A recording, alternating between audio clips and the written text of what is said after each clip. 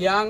Kementerian Perhubungan Kemenhub terus menggenjot upaya penegakan kebijakan bebas truk over dimension and overloading (ODOL) demi mewujudkan program Zero ODOL 2023. Kepala BPTD Wil. 18 Prof. Sultra, Dr. Beni Nurdin Yusuf menjelaskan sejumlah penegakan hukum telah dilakukan terhadap kendaraan odol mulai dari transfer muatan, normalisasi kendaraan, hingga penindakan penyidikan. Goasana, Kecamatan Muramo Utara, Kabupaten Konawe Selatan. Nah, ini adalah merupakan daerah perlintasan kendaraan-kendaraan truk bak curah. Pada hari ini Kamis, tanggal 10 Februari tahun 2021, Tim Terpadu Penegakan Hukum Kendaraan Overdimension and Overload Provinsi Sultra kembali melaksanakan penegakan hukum (GAKHUM) di wilayah Muramo Utara Kabupaten Konawe Selatan, di mana jalur ini banyak dilintasi oleh kendaraan angkutan barang yang terindikasi melanggar tata cara muat dan dimensi kendaraan. 1 meter 20 cm. Nah, hari ini kita kenakan ancaman pasal 277 tahun Undang-Undang Dalam proses implementasi pelaksanaan penegakan hukum pelanggaran odol, Beni menjelaskan bahwa kegiatan ini membutuhkan komitmen semua pihak, diantaranya Balai Pengelola Transportasi Darat Wil. 18 Prof.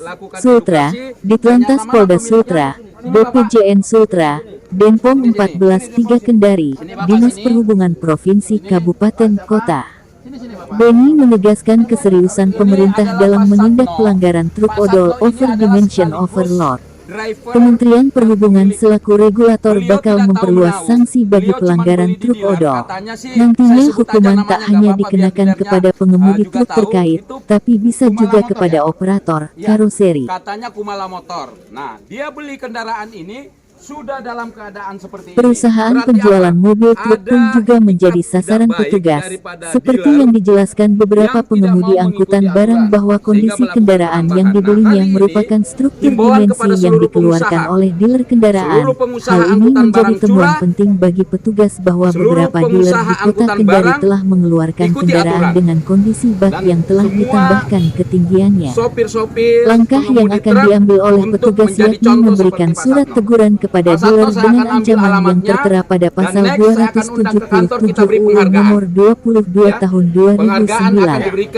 Pada GAKHUM hari pertama ini Kamis, 10 Februari 2022, total kendaraan yang terjaring pada penegakan hukum oleh PPNS BPTD Sultra berjumlah 5 unit melanggar pasal 277 dan 2 unit melanggar pasal 377 UU No. 22 tahun 2009.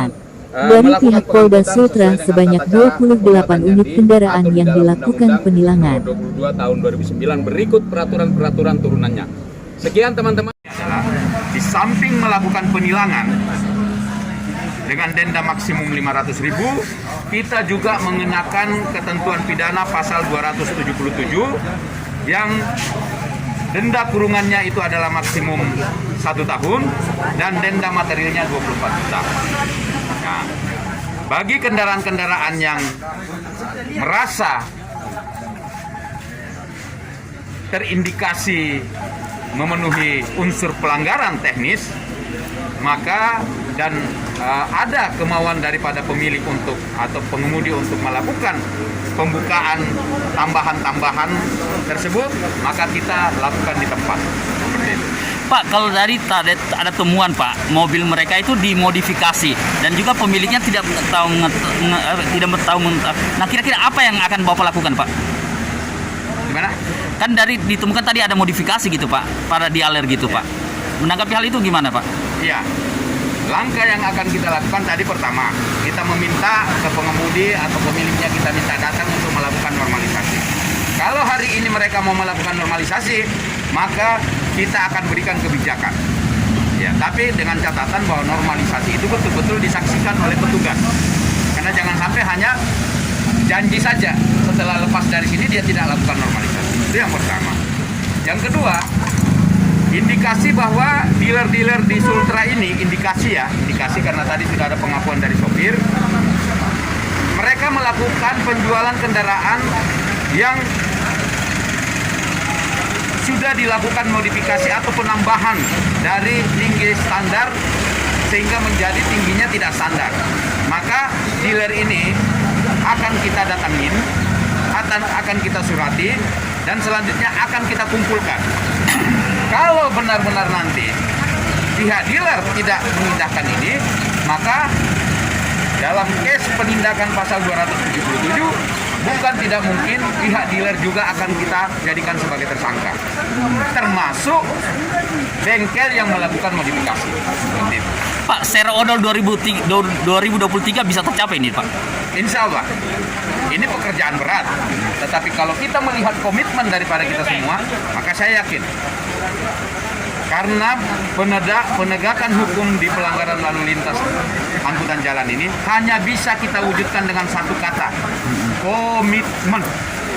Ya, kita lihat COVID-19 sudah memberikan pelajaran yang luar biasa bagi kita. Andaikan pemerintah, stakeholder, masyarakat